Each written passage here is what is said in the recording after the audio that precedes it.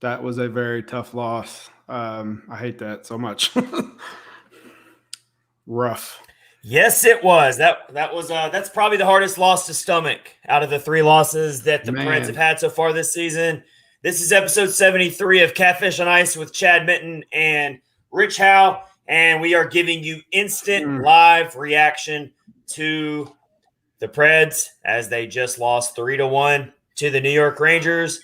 They did get in the win column for the first time this season since our last episode, which was episode 72. But still, it's so hard to think about that right now because that was a very difficult loss that the Preds just took on the chin. A game full of twists and turns and momentum swings and a lot of emotion, a lot of fisticuffs, a lot of scrums, a lot of bad blood. Everything. You kind of felt like you kind of felt like you were watching 2 teams that are hated division rivals. Yeah, I think any team Ryan Reeves is on is going to cause. Well, that's true.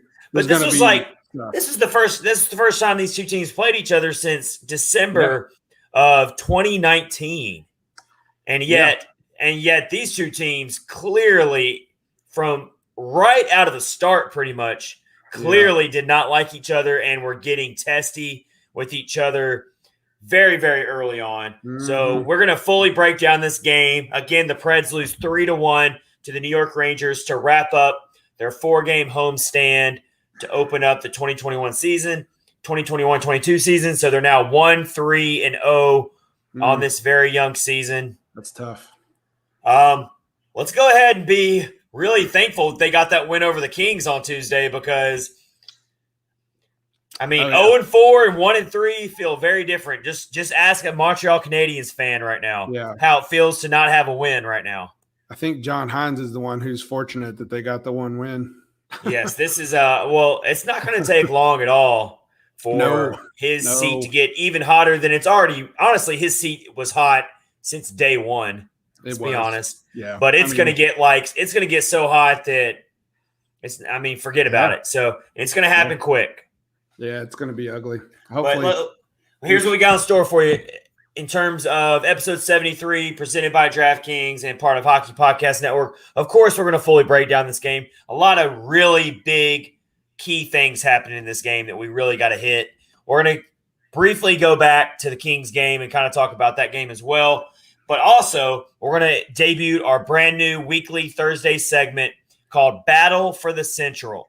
It's going to be our Central Division Power Rankings. Every Thursday, we will update them. We're going to go through each team, talk about what's changed, who's sticking out, where the Preds fit in all this. We're gonna debut that tonight. We kind of had a preseason Power Rankings a few episodes ago, so we'll kind of revisit what we did there. But yeah, this is good. This is going to be a brand new edition. We're going to do it every Thursday during the season for Catfish and Ice. So we got that coming up. We're also going to check in on some former Preds who were on the team last year or maybe on the team this season before that. See how they're doing. Check in on them. I know we got Ryan Ellis. We just saw Victor Arvidsson. We're going to check in and see how they're doing this season so far. I know Rich has a few players written down that he's going to get us caught up on. So let's get into it. Preds lose 3-1. What a game. Yeah, it was a good hockey game. A goaltender battle. Yeah, if you're a hockey game fan and not a fan of these 2 teams, it was a really good game. Very, very true. If you didn't have a dog in this fight, then you were loving this. And I still really enjoyed the game. It really sucks to come out on the losing end, but that was a very entertaining hockey game for sure. And I'm not going to mess up this name, but Igor Shesterkin. Did I get it right? Well, I think it's Shesterkin. Is it Shesterkin? I think it's Shesterkin. Right. But is it you could be right. I don't know. Oh yeah. I don't know if I can do that. Okay. All right. There it is. All right. Chad tweeted out that if he mispronounced Shesterkin's name, he was going to put on a hat. I'm telling you, it's such a hard name for me to pronounce. I don't know why. It's not, but for some people, it's probably not that hard to pronounce. For me, it is, and I practiced this name. Hey, man, I had a hard time. Shesterkin? Shesterkin. Wow. Like, yeah, Shesterkin. I think that's how you say it. Yeah, I couldn't even say Cunnin. So I mean, we're gonna fact check you on that. But I'm wearing the extra hat. And I'm gonna look like an idiot on the live stream the rest of the night. But it's okay. All right. I could be wrong. Well, the hat's already on. The damage is done. So here we go. I swear I'm not trying to start a new fashion trend here. I am always well behind the times when it comes to fashion trends. This is purely because pronouncing some of these last names for these hockey players is like a second job. Hey, and so you should get to take the hat off because you could say Igor Afanasyev really well. But for some reason that name is not that hard to pronounce. I cannot get this other name right. All right, so let's get into these numbers here. The first period, I mean, you want to talk about putting yourself in a hole early on. Oh yeah. I mean, we don't see this very often. We don't see it very often, but it just goes to show you that UC Saros is, in fact, human. He has a pulse. He bleeds just like we all do. He's a normal person. He goes to sleep every night like we do. He eats normal meals. He does all these things. And guess what? He also is occasionally going to give up a quote-unquote soft goal. Yeah. And that's what happened. The Rangers score on their first shot on net. Less than 3 minutes into the game. I believe it was just like bam, just like that. And you're like, Preds are down. Yeah. 1-0. Just when you're talking about a team like the Preds, they have such a razor thin margin for error. And when you are down 1-0 so early in the game, it just really puts you in a tough spot. And that razor thin margin of error come back to all right, I'm taking this ridiculous thing off. Yeah, you can. I wore it for a little bit to look like an idiot, but I'm taking this off. You said Afanasyev, and you got Cunnin right before everybody else, so you're good. And I got my creepy little Roman Yossi bobblehead also staring at me. He had an okay game, but yeah. So, but here's what I really like. I'm going to pull the positives out of this game as well. The Preds really did settle in and play their game plan very much like they did against the Kings and very much like they did even against the Hurricanes. It seemed like they were building off that. They didn't let that snowball into 2 or 3 goals after starting off down 1-0. They kept battling. They kept grinding. Absolutely. And eventually Philip Tomasino got his first career NHL goal. And was it a beauty? This wasn't like a cheap goal. This wasn't a lucky goal. He got a lucky bounce. It kind of deflected. It was a deflection goal, but it was a product of Tomasino not giving up on a play. Not giving up, absolutely. And that's what normally that's something that like a veteran player, a really good veteran player knows to do. But to see a player in his second career game, and he's such a young NHL rookie at that, for him to just have the wherewithal to be behind the net and throw the puck at the net from where he was at that weird angle, it ends up being a goal. And that's what it took tonight to get a goal, unfortunately. And it was cool when he did get, or during the intermission, Kara Hammer went and talked to his parents up in the stands. That's cool. I love that. I'm so glad that he got that goal and his mom and dad were there to watch it. So that's pretty. And Tanner Jeannot's parents were there as well. Yep. You love seeing that. You really do. It puts a human face on these guys. And I kept thinking that the Preds were going to get that go-ahead goal. Like they were controlling the zone. The Rangers weren't getting much in terms, like especially in that second period. I felt like the Preds were really taking control, and really where it flipped for me, where I was like, the Preds can actually fully take control of this game and win this game. They can maybe even win it by multiple goals. I was feeling really strongly. I felt like eventually the puck was going to bounce their way. And where it really changed for me was that 5-on-3 penalty kill. Mm-hmm. Yeah. Because anytime you get a 5-on-3 pentility kill, well, you pull it off. I'm just going to say it right now. I'm going to say it right now. I get it. The Preds are going to be this team that's going to play really emotionally charged. They're going to get in a lot of fights, a lot of scrums. They're going to go for these really big hits, and that's just going to be their identity. And I love that they already have that identity figured out this early in the season, Ryan Johansson talked about that in an interview after the Hurricanes game about how this team already seems to have an identity this early in the season, which is great. But it's also going to lead to these situations where you're going to have to really step up and get these really big clutch penalty kills. And the situation here was Matt Benning, who we know is a rough style player. He is. He takes he lays out a really big hit on the boards. And the only reason that it was called a penalty was because he did go a little high. Oh. It could have been a very dangerous hit. I don't think he meant to. I don't think it was malicious in the sense that he was going for the head. I think it was just a bang, bang play. And he did get up high, and it was a fair penalty. But then he also proceeds to grab another Rangers player who was coming in retaliation and got like 3 or 4 uppercuts on this guy. There you go. I mean, Benning was like not taking anything, but in the end, it did lead to they were already on the penalty kill to begin with. So that led to the 5-on-3. UC Saros played a big role, made some big saves on that 5-on-3 kill. But I want to give a lot of credit to these 3 penalty killers on that sequence. Colton Sissons, who we know is a good penalty killer. And then you also had on there Alex Carrier, and you also had on there Dante Fabro. They played a big role on that penalty kill. To keep it from going to 2-0 Rangers, and then eventually Tomasino gets that gets the equalizer, and the Preds are playing with momentum there. Yeah. Back to Benning real quick. So you can see why that he is playing the way he's playing, because he knows there's a few guys who are gunning for his spot. Oh, yeah. So I think you're going to see him and even Borowiecki just ramp up their games a lot. And truthfully, the way they've been playing the past 2 games, I have a hard time imagining that they're going to get scratched again. I mean, they're both playing really well. So they're playing pretty well. They are. I still think there's room for improvement in this area. I mean, Philippe Myers. He was scratched again tonight, which is just odd to me. I still feel like he should be in the game. Yeah.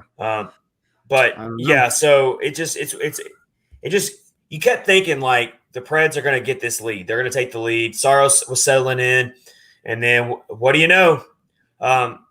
Poor Dante Fabro is once again in the wrong place at the wrong time, and the puck deflects off him. But fortunately, but what a challenge by the Preds coaching staff. Absolutely. And they challenged the offsides, and Dante Fabro gets a little bailed out. That actually would have been bad luck on Fabro. I don't think it was anything Fabro was doing wrong there. But that would have been horrible luck because he was already the victim of that once where he was in the first game where he was screening Saros. This wouldn't have been that same case, but they make a really good challenge. But in the end, here's what really started burning the Preds. They got burned on these counterattacks, and the Rangers were showing off their speed. The Rangers, their speed it's not that the Rangers were setting things up. It was that they were counterattacking. Anytime the Preds would have this really good offensive shift where they got pucks on the net, you thought they were going to score, the Rangers would break back out quick and get these 2-on-1s and test Saros. And eventually they make some really good passes. And Lafreniere, Alexis Lafreniere gets that goal. From Sammy Blaze, and that was a beautiful goal. It was just really good passing, obviously. Really good passing. It was gorgeous, though. I mean, it was a really pretty goal. Like, if you're not a Preds fan, you probably really enjoyed that a lot. But, just, well, there's really nothing Saros could do about it. So, it kind of is what it is. And going back to Philip Tomasino, because I really do want to focus on this because it's a big deal. Not only did he score that goal, he could have easily scored 2 goals. He could have easily had a couple assists in this game. He was so involved in a lot of what the Preds produced offensively tonight. He made the most of his ice time, and he ends up with only 13 minutes of ice time, 13 and a half minutes of ice time. But all 13 and a half of those minutes were very, very efficient offensive hockey. Yes. And such an impressive game by him. And if Tomasino, I say if he gets in one more game and has another good game, whether they win or lose, you're going to be hard pressed to see Rocco Grimaldi ever again. Oh, that's very true. Unfortunately, that's very true. I think if the momentum and like the confidence getting your goal and just the way and it's going to keep building. I already feel like he has enormous for being in his second career game. He already has enormous confidence, but that confidence is going to keep building. He also won. I mean, and he impacted it in many ways. He won in the faceoff circle tonight. He had 5 shots on goal. He had a couple opportunities where he could have gotten an assist as well. He hit a post. Like, I mean, he was all over it. He was playing so smart. He looked very confident out there. I mean, he is settling in so quickly for being in his second NHL game. So that is a major, major positive to take out of this game, even though the Preds did suffer their third loss, and they're now 1-3-0 on the season. They've had a really – I've been saying this. This October schedule has been really difficult. It is. It's very tough. Just looking at it on paper. It's been a very, very tough opening schedule. Doesn't get any easier because now they finally are going to go. Now they're finally going on the road for the first time this season. They're playing at Winnipeg, and even though I know Winnipeg hasn't looked that good so far this year, that is a very difficult place to play. Well, they finally won. They hadn't won. Well, they hadn't won a game, but they finally won a game tonight. I think it was. That is a very difficult place to play in. Winnipeg's got a great home ice advantage, and then they got to play Minnesota, who Minnesota is just ripping people apart right now. I don't like the Preds' chances in that game at all. We'll see if they can steal one against Winnipeg, but I mean, it's not going to get any easier. And then they got to play the Islanders after that. Or San Jose. They come back at home, which San Jose's been playing a little better as well. And then they play the Islanders, and they get Barry Trotz. So I mean, it's just not going to get any easier. I did look ahead to November. In November, I do see a lot more winnable games and games where I feel like the Preds are going to be evenly matched with their opponent. But they gotta survive these next 4 or 5 games and avoid falling to 1-7 or.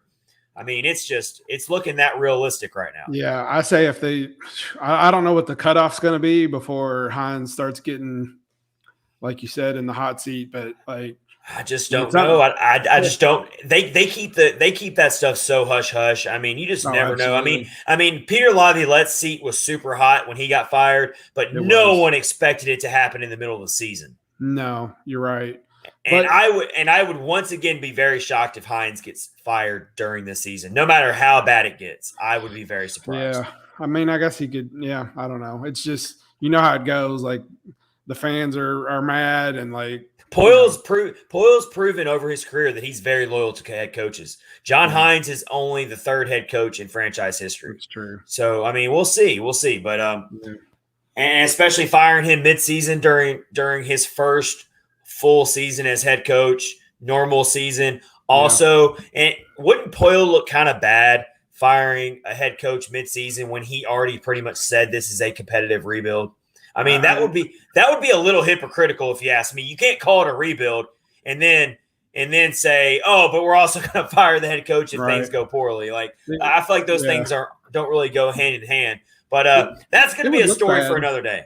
Yeah, it would look bad, but fans would probably love it. Oh, the fans most of the fans would love it. Yeah. And then you get Carl Taylor up here. Oh, they'd really love that. Man, that would re-energize this fan base. That would re-energize this fan base. Absolutely. So like I have an unpopular probably opinion. Like I know they lost and they've only won the one game, but man, they're playing really good. You know what I mean? Like I can handle a loss a little bit better when they're playing like they did tonight and against like had they not won against Los Angeles because they look good. They're playing like they should. They just can't finish games, and that's the bad part. Well, all 3 losses. Count one. Yes, all 3 losses. They were very much in the mix to win the game. Very, very late. Very, very late. Yeah, and I know that for fans who are already fed up with this team, and they don't want to hear that, and I get it. No, I'm not going to even try to persuade those fans because they've got 4 years of built up, pent up rage from being on the mountaintop of a Stanley Cup berth. Absolutely. And so I totally get it. It's just being built up, and they don't want to hear any excuses. They don't want to hear anything about moral victories. They don't want to hear none of that. And I get it. But the fact of the matter is, they were in it in all 3 losses, and Yeah. you're talking about a team that already had very low preseason expectations from even people like us who are we try to be objective, but we love the Preds, but we're very objective here. And even we said the ceiling for this Preds team is maybe doing what they did last year and sneaking into the playoffs. Yeah. And it's looking like that again, or worse. If they don't turn something around, man, I don't know. It's like when they get in the situation, like toward the end of the game, like who's their go-to person that you Let's talk about this. Hey, we're being glass half full here. And then we'll go back to your go-to person question. That's actually a really good question. But I want to put up a little bit more positive energy here after taking this loss. I'm going to throw some more positive energy into the universe. And hopefully Preds social media, Preds Twitter, and I'm sure Preds Facebook's on fire right now. I don't know if someone go check on Preds Facebook, because I'm sure they're setting everything on fire. It stays on fire. The flames go ebb and flow. Let me throw some more positive energy out there for some of these Preds fans who are trying to hang on. Maybe you're listening to the podcast the next day. We really appreciate you if you downloaded our podcast episode on Apple, Spotify, all those awesome podcast platforms, or if you're watching the stream. Either way, I'm going to give you some more positive energy. Philip Tomasino, of course, got his first career goal, but let's talk about this. The Preds have now killed off their last 10 power plays. Yeah, there you go. They gave up their first 2 power play goals against the Seattle Kraken in the first game, and since then, over the last 3 games, they have gone 10 out of 10 on the penalty kill. I'll take it. And if you're, I've been beating this drum ever since I've known they were going to be this type of team. If you're going to play this physical brand of hockey, you better be good on the penalty kill. It seems as of now, over the last 3 games, I know small sample size, but it seems as of now, they have corrected that issue and they're building on something, which will go a long way to finally getting them some wins. I agree. Yeah, it's good to see that they are doing that, because we've had it be horrible for so long. So, and I love I really like their penalty killing units that they've got out there. Yeah, I mean, definitely. It really feels like they've got something working for them when it comes to their penalty killing unit. Haven't they killed off like 2 5-on-3s already? I mean, that's really good. I mean, they just like Carrier looks really good out there on the penalty kill. I mean, he is like dissecting plays to where he did it a lot tonight against the Rangers, where he was just in the right spot where he was dissecting plays and intercepting those passes and quickly getting it out of the zone. So I mean, you love to see that. That's going to take this team a long, long way. So Carrier's been getting looks on the penalty kill. Of course, Colton Sissons has always been a really solid penalty killer. You're seeing Luke Cunnin out there making perfect. Luke Cunnin is the perfect type of player for your penalty kill. And so you're seeing some good things. Of course, UC Saros, if you have a great goaltender, that could be the best penalty killer out there. And he has definitely stepped up to the occasion on these penalty kills. Man. Another really strong game from him. Spoiled. He showed he was human and gave up that one soft goal. But then he just completely locked in. And unfortunately, he was going up against another great goaltender who was also playing very, very locked in. And what's that goaltender's name, Rich? Spell me out. Shesterkin. Igor Shesterkin. I'm gonna practice that for the next week. I will actually up until whenever the Preds play the Rangers again. I will practice that religiously that name. There you go. Yeah, but that's another part of hockey, right? You can play a great game. You can feel like you did everything you were supposed to do, and you run into a really strong, hot goaltender, and that's what happened. And again, I know Preds fans don't want to hear those excuses, but it's the truth.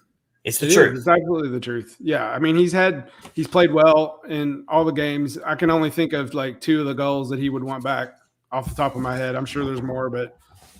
Yeah, it sucks because he's playing so well and he's doing his job and doing what he's supposed to do, and they just can't push over the hump, man. I don't know. It's just they got to figure out something. They got to figure out something.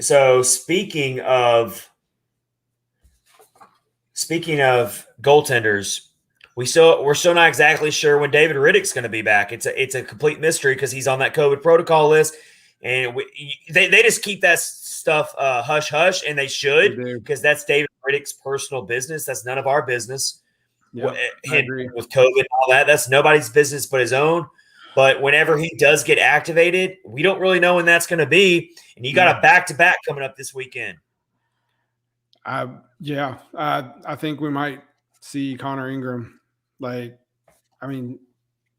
a back-to-back. Usually those guys don't play in those. But if they feel, I guess, if Saros feels he can get rested up enough, maybe he'll be okay. But and Saros has already played all 4 games. He's going to need a rest eventually. It's going to have to come this weekend, and we're going to see Connor Ingram make his NHL debut. He's never started a game in the NHL, and if Riddick's not back in time, you got to give him a start. You got to give him a chance, and you got to live with just like we're living with the consequences of playing some of these young players. You're going to have to live with the consequences of putting Ingram out there, and possibly he might have a rough first game. He might give up a couple really weak goals that cost the Preds another game. But that is what happens when you play all these young players. It's part of it. You got to live with it.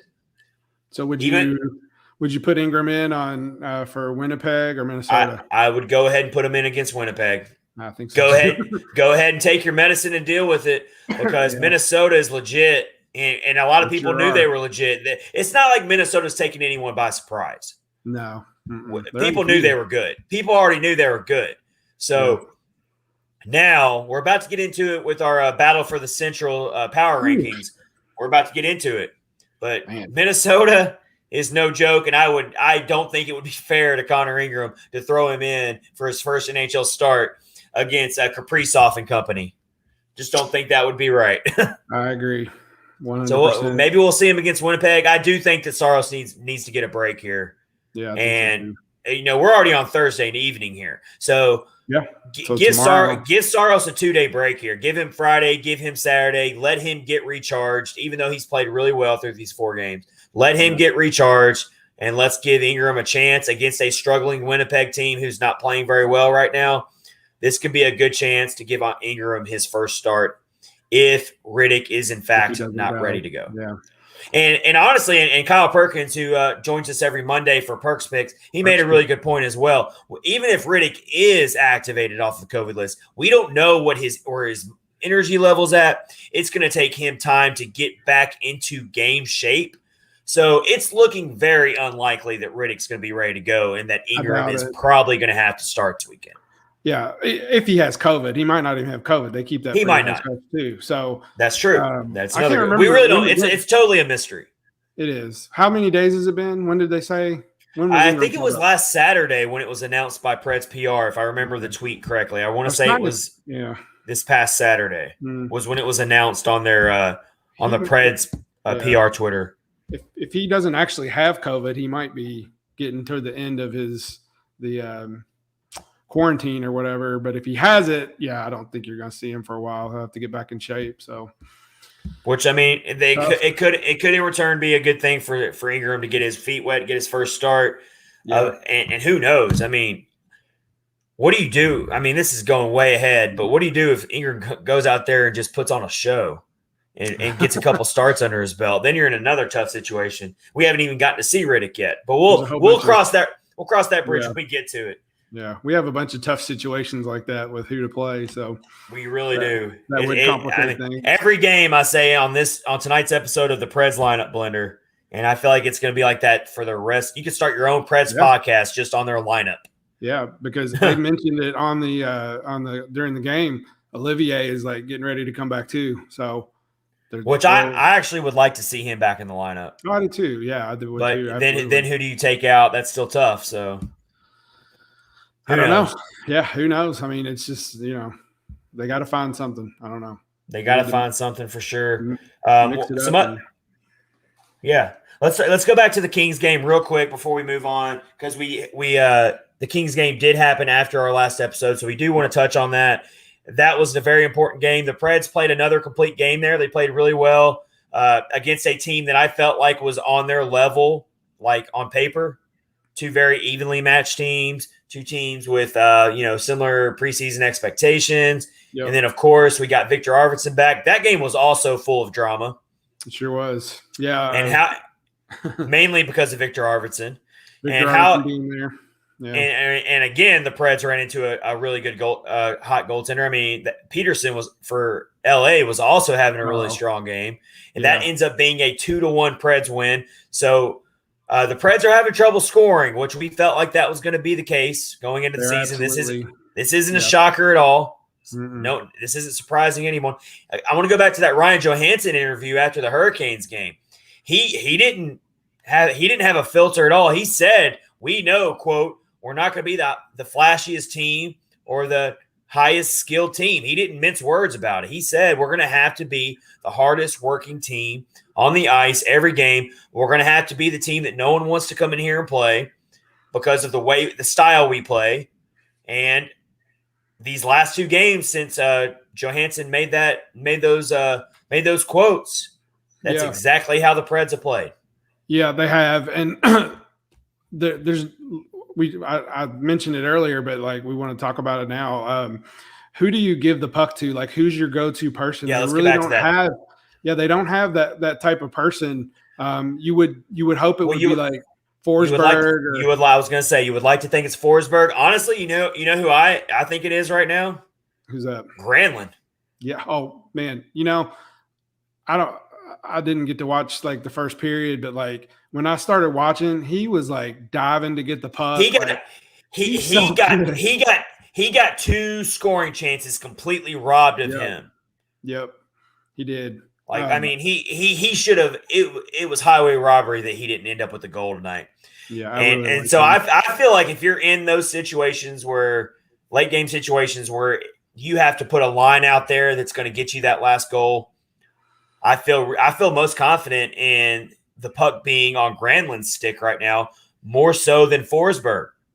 Because I feel better about Granlund's all-around game when it comes to getting other line mates involved, setting them up, his stick handling. Whereas Forsberg, I know Forsberg has tallied some points. I know that he hasn't been completely invisible out there, but I just have a lot to be desired from Forsberg to open this season. Well, it feels like just watching him play, like even tonight, and you're right, he does. I think he's got like 4 points.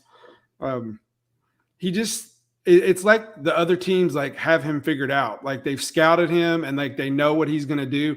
He just doesn't seem to be able to that too. Like, I also feel like I feel like he's pressing. I feel like he's trying too hard, trying to do too much because he's human. He's human as well. They all are, and he's in a contract here. And you can't fault him for the fact that he's thinking into the future. Hey, whether it's with the Preds or it's with somebody else, I better have a really, really good season. Yeah, well, hopefully he wants to do that for the right reasons, which is for the better good of the team. But he is still human, and he's also got to think about it from an individual standpoint here.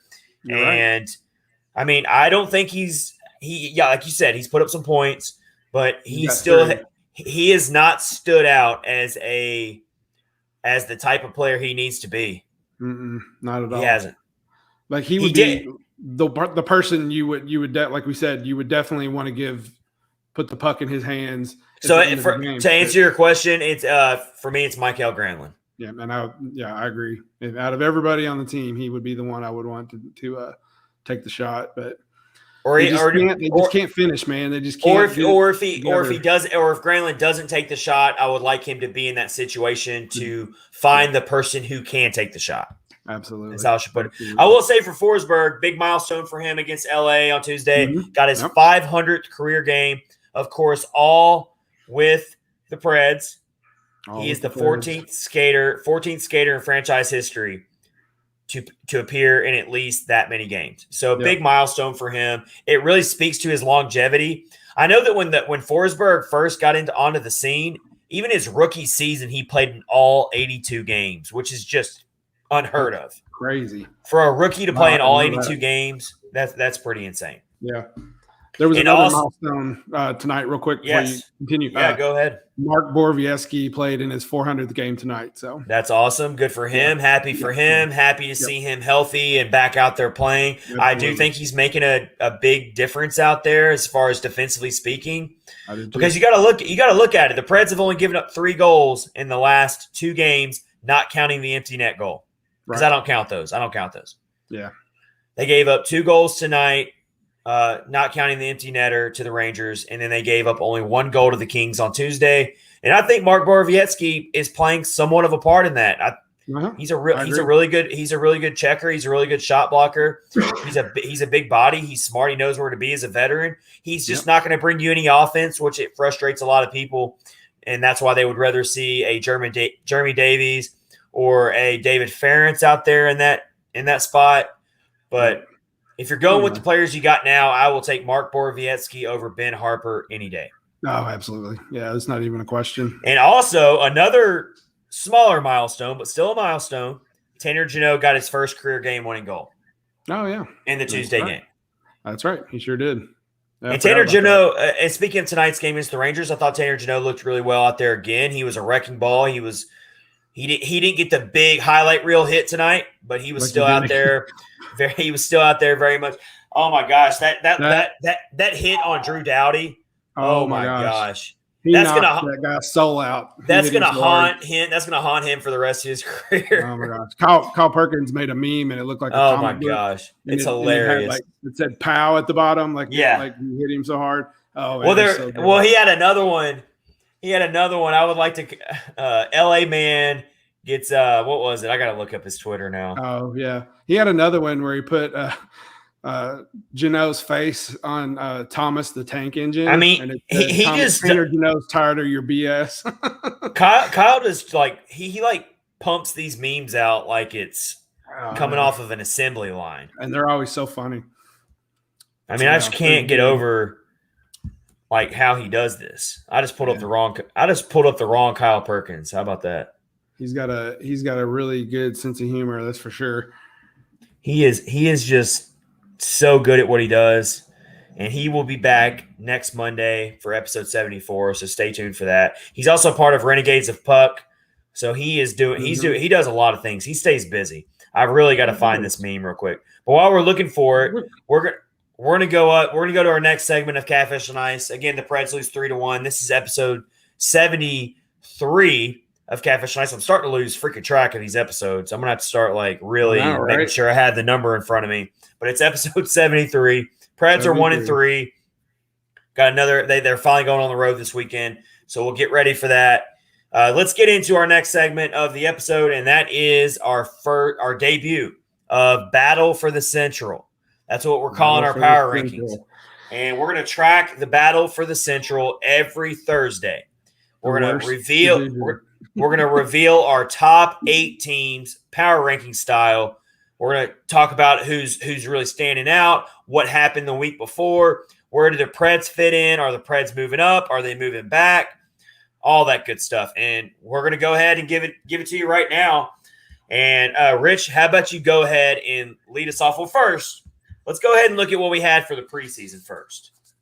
Yeah, I couldn't find mine. I'm a loser, and that's you all right. mentioned it earlier, and I was like, I have it written down here. I have it written down here. Well, I don't remember yours, but I'll go ahead and tell the world what mine were. I do not remember mine. And to be quite frank, I mean, come on now, we're like 10 days into the season, 9 days into the season. So, I mean, it's not going to be any dramatic changes. No one's going to overreact over 4 or 5 games, but we might have a little bit of a shift here. Here was my original preseason power rankings. I had the Colorado Avalanche, like 99.9% of the world did. I had the Colorado Avalanche at number 1. I had the Winnipeg Jets at number 2. I had the Minnesota Wild at number 3, but I distinctly remember saying that the Wild and the Jets were very much interchangeable for me. Yep. I had the Dallas Stars at number 4, and I had our Nashville Predators slotted in at number 5. Yep. And then I had the St. Louis Blues at 6. Yikes. I feel like I'm really wrong about that one. Go ahead and burn me on that, people. Go ahead and come after me. I think I had them there too, though. And then I had the Blackhawks at 7, and I had the Coyotes at 8, which again, about 99.9% of the world also had the Coyotes at number 8. So that was my preseason rankings. That's true. Full disclosure. I remember that. So let's get into it. Rich, how about you give me your – actually, let's go backwards. That's what let's I was going to say. Let's start with the bottom. We'll work our way to the top. I like that better this time. All right. So my number 8, big shocker, Arizona Coyotes. No way. No way. I know, right? Like, didn't the Coyotes – wait, Rich. Didn't the Coyotes get a point in one of their games? Did they did. Yes, they have an OT. They got a point, and you're not going to even be nice enough to move them up a slot. I'm not. You are such a mean person. I am a mean person. But guess what? I'm also mean because I also still have the Coyotes at number 8. Yeah, absolutely. So we agree on that. So I think that's good. Yeah, I feel so bad for those guys. I'm going to be totally. I don't think you should feel that bad for them because honestly, I mean, we're really not that far ahead of them. Is someone going to feel sorry for us too? Then. Yeah. So I made this list earlier in the day, so now I'm not feeling too good about that. But so number 7, Chicago.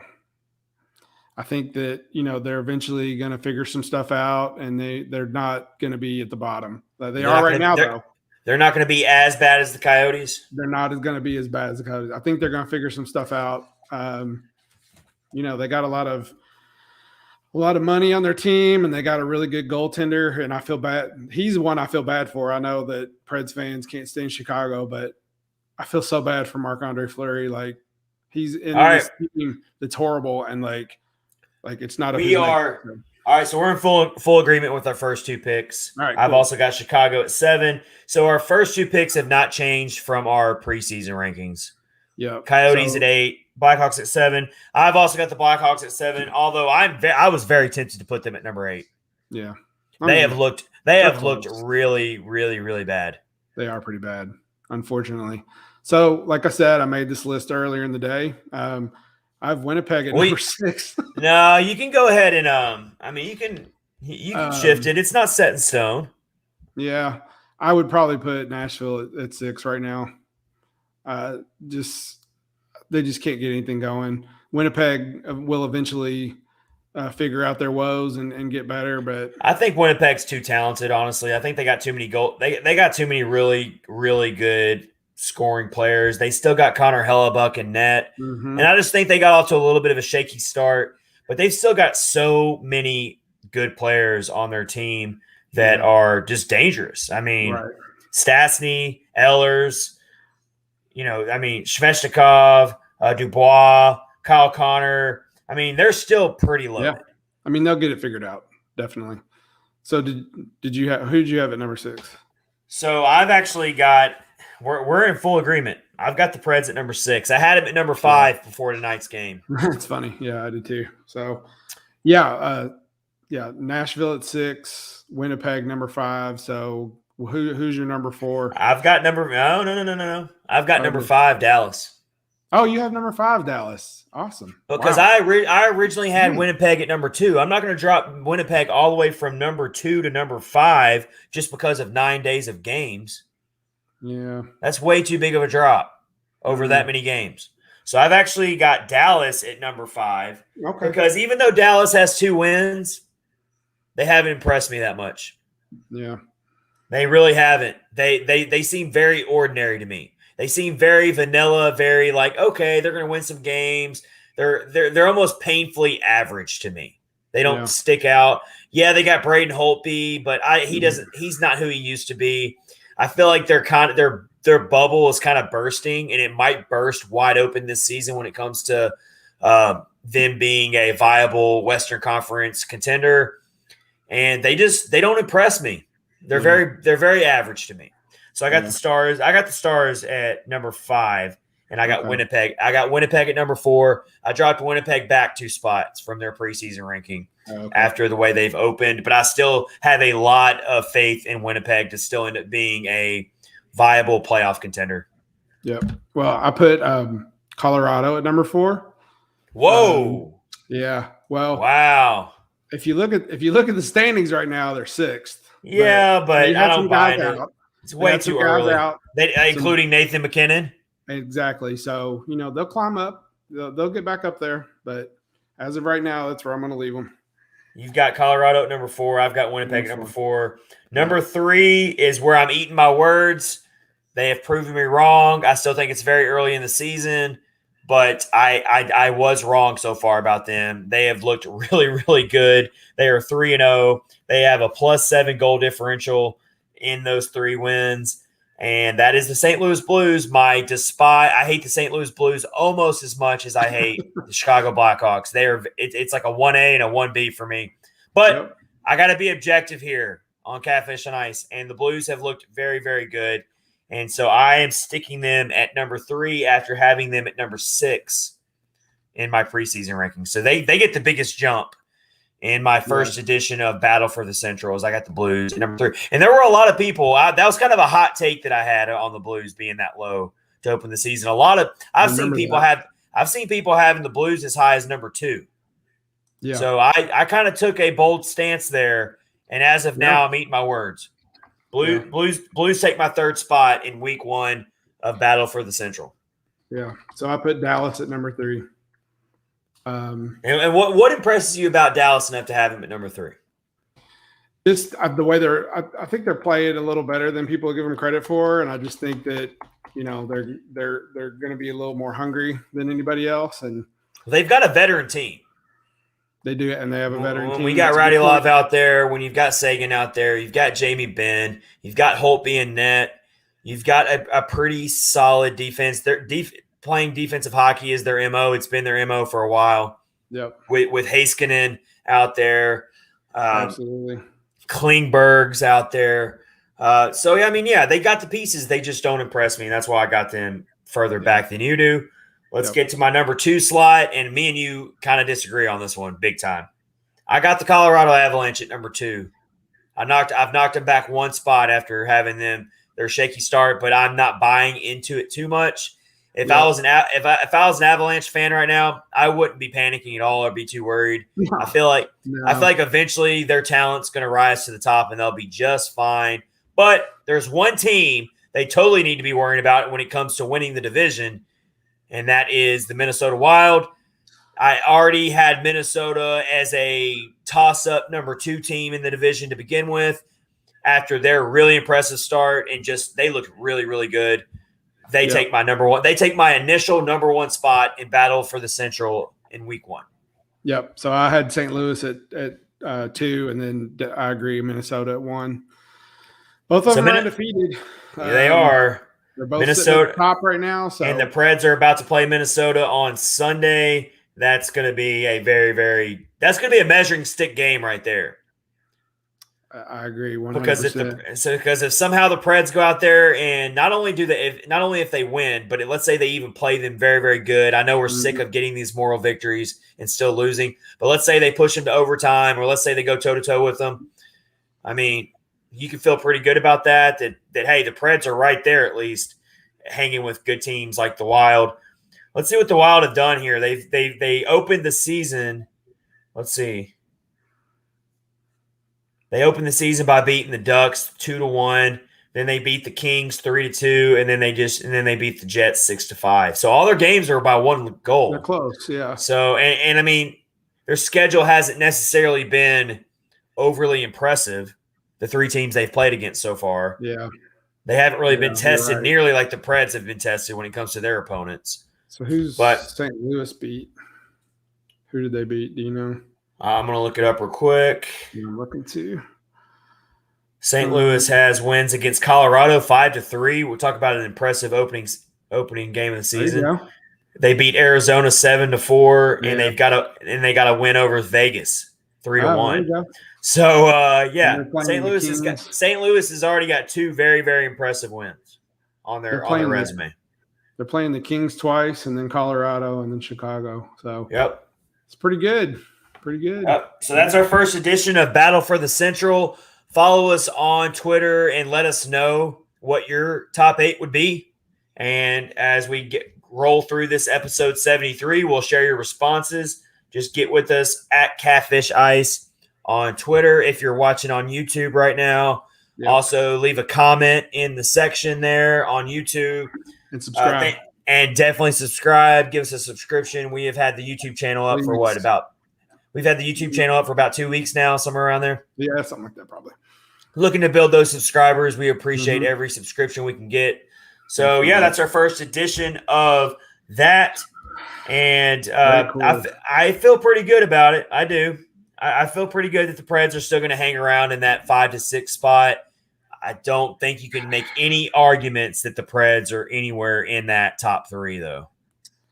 Oh no, not at all. Like we're not gonna sit here and be subjective here and not realize that the Preds clearly there's a major talent gap between the Preds and the top 3 or 4 teams in the division. Yeah, I'm just telling to get out of October with one more win will be good. I think. It's really that it really the road the immediate road ahead looks very, very rough for the Preds. So we were talking about like that San Jose would be one that they could possibly win. San Jose's undefeated. So I didn't realize they were undefeated. I did not either until I just checked, and I actually thought it was a typo or something. But they have not been beaten. You want to talk about a team that early on, very early, of course. You want to talk about a team who's definitely off to a really good start, unexpectedly good start. That would be that's the one game you would hope the Preds can win. Yeah, but I don't know. All right, so we are presented by DraftKings. And NFL fans, I know you're hungry after a big win, and DraftKings Sportsbook, an official sports betting partner of the NFL, has you covered. Now customers can bet just $5 on any NFL team. And like I said, DraftKings has you covered. All you got to do is do the $5 bet. You can win $200 in free bets. All you have to do is go download the DraftKings Sportsbook app now and use our promo code THPN. Bet just $5 on any NFL team to win their game and win $200 in free bets. If they win, you win with promo code THPN. This week at the DraftKings Sportsbook, an official betting partner of the NFL, must be 21 years or older in New Jersey, Indiana, or Pennsylvania. New customers only, minimum $5 deposit and $1 wager required, one per customer. Restrictions apply. See DraftKings.com/sportsbook for details. And if you have a gambling problem, please call 1-800-GAMBLER. Or if you're in Indiana, 1-800-9-WITH-IT. And yes, $200 in free bets. Winner, chicken dinner. It's that simple. There you go. Right? DraftKings. DraftKings, go do it. If the sportsbook isn't available in your state yet, DraftKings won't leave you empty-handed. Everyone can play for huge cash prizes all season long with DraftKings Daily Fantasy Sports, which is perfect for people who don't want to really get into all the lines, all the it's hard for some people. They really don't understand like the money line, the spread, like all that can be tough. So you can just draft your daily fantasy lineup, just like we're doing the Fantasy Hockey League with Catfish and Ice, and I'm pretty sure I'm snake bitten with my fantasy team. I've got so many injuries. Nikita Kucherov was my top overall pick. He's on short-term IR. Mark Stone's missed some time this week. I've got Jack Hughes, who was playing great for me, the young kid for the Devils. He's now on IR. I'm just like, I don't even know what to do at this point. So I'm like you beat me last week. So I'm facing your housemate. Cowboys from Hell. Yeah. Yes. And how's it going for you? I don't think I'm not sure he's playing because he's got Jack Eichel in his lineup and Klingberg is out and Carey Price. But I check mine every day. He has 81 points and I only have 111. And I'm like actively doing this every day. I think you'll still probably beat him though, unless he makes some serious changes in his lineup. Yes, I think you'll be just fine. But oh well, it is. I guess he's banking on Eichel to come back with somebody. I guess so. That's going to work out really well for him though. If I've heard Eichel, I've heard these rumors. Where have we heard rumors that Eichel's going? I think I saw Anaheim. Yeah. They kept somebody out. Healthy scratched them for a couple of games. I can't remember who it was, and they said it's for that reason to try to make a push for Eichel or whatever. Whoa, but I think be interesting. He still has to get back surgery, so I'm getting my butt kicked right now this week. But I was also getting my butt kicked by you at one point, and I came back and won. But let's see. Holy Matt crap. Hardesty. Yeah, Matt Hardesty, Kentucky Lion Trash. He's whooping me right now. His projected points are 342. That is crazy. I must be not doing something right. Yeah. I don't know. I barely know what I'm doing, so whatever. All right. It's still fun. It's a lot of Let's fun. get into our last segment here of Catfish on Ice, episode 73. It is a lot of fun. Former Preds. Let's check in on our former Preds who we sent off to other destinations. Yeah. And even though they're not Preds anymore, once a Pred, always a Pred. We still care about them. We still love them. And who better to start with than the player we just saw, Victor Arvidsson. Yes. And let me tell you about – oh, my gosh. Victor Arvidsson about drove a stake in all of our hearts in that Tuesday game. He had that pass set up, hook, line, and sinker, and almost got the game-tying goal. Yes, he absolutely did. They did a video tribute to him. There was a lot of people had Arvidsson jerseys on. I think he got a little emotional. He skated around a little bit. It's so weird seeing him in that jersey, but he still looks good. I mean, he still plays well. So he's got he looks re-energized. He does, and he probably is. You know, it's good. 3 games so far. He's got 2 points, a goal, and an assist. So good for him. I'm glad that he went somewhere decent. I guess would be a good way to put it. For sure. Yeah. Let's check on Ryan Ellis. He is the jewel of all the people who got moved. So they've played 3 games so far. He has 4 points, a goal, and 3 assists. And he had an assist last night. I actually watched them put a hurting on the Boston Bruins, and he looked good. Looked like classic Ellis to me. I don't know. But there's another one. He's putting up 24 minutes of ice time right now, 24 minutes of ice time. So he's playing a big role in their team, as you would expect. 4 blocks. Yeah. Yep. Hey, can you check my echo on your side, Rich? Are you getting an echo? I'm not. Okay. Sounds good. Clear as a bell. Awesome. So then I've got one. Our good friend and my favorite player, Kelly Yernkrock, he has not played in any games because he was on the COVID list, but I think he's coming back this weekend. I think he's been cleared to play. So, and then we've also got Eric Holla. Boston Bruins played last night. He only has an assist. That's it. And our good friend, Craig Smith, who we love so much, he has nothing through 2 games. They've only played 2 games though. So, okay. Yeah, they won 1 and lost 1. So I'm sure he'll get back in form. But yeah, we got any other good Preds here? I mean, I know we kept a lot of the same players from last season. We actually did.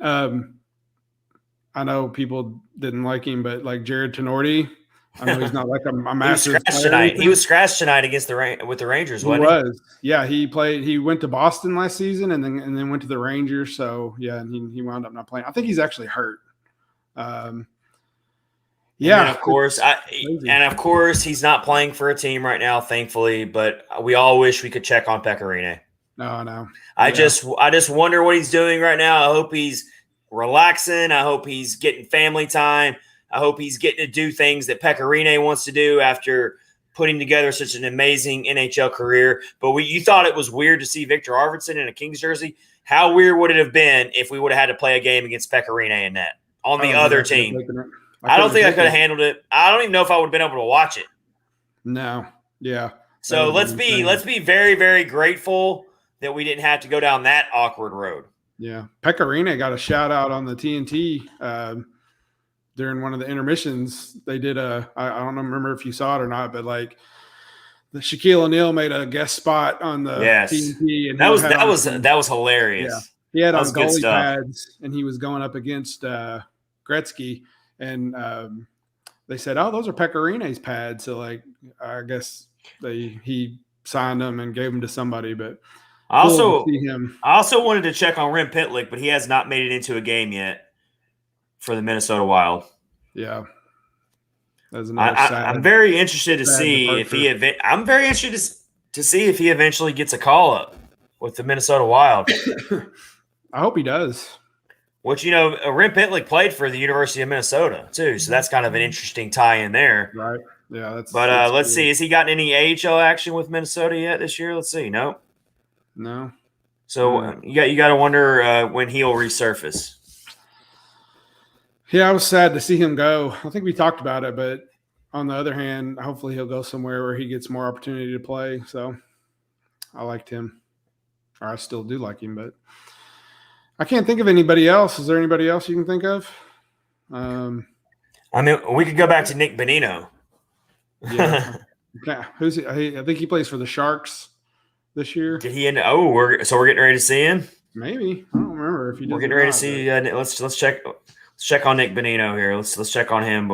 Checking out our former Preds over the last couple seasons. Yes, he plays for San Jose. He's gotten into 2 games. Hasn't registered a point. He's got 5 shots on goal. He's playing 19 minutes of ice time, so he's gotten in plenty of action. Oh, wow. He's still getting in their face-off circle. He's won 50% of the face-offs. So he is still getting out there. He's still a factor on that team. So good for him. I liked Bonino when he was here. Oh, I did a lot. Yeah, I liked him too. It was tough to lose him, even though we did get Luke Cunnin out of the deal, so it worked out well. I did really like Bonino. Yeah. All right, so we just checked on some former Preds. Of course, we hope them a ton of success as long as they're not going up against the Preds. And like we said, we're about to see Nick Bonino, so we'll see how that goes later this weekend. So the Preds got their first back-to-back of the season and their first road trip coming up this weekend. Saturday against Winnipeg, Sunday against Minnesota. I'm gonna be totally realistic here. All I want is for them to split. That would be awesome. I'll take a split and I'll run with it. If they can come out of the weekend, 2-4 and get ready for San Jose, who I think San Jose is a little bit of a fraud. I think they're going to come back down to earth a little bit. Right. I'll feel pretty good if they're 2-4 coming into their next home game against San Jose next week, which we will be able to talk about in the next episode. And we got Kyle Perkins coming back as well for another edition of Perks Picks. So stay tuned for that. We appreciate everyone listening to episode 73 of Catfish on Ice. Thank you so much. Everyone stay safe and take care. We'll see you next time. Yep. Have a good one.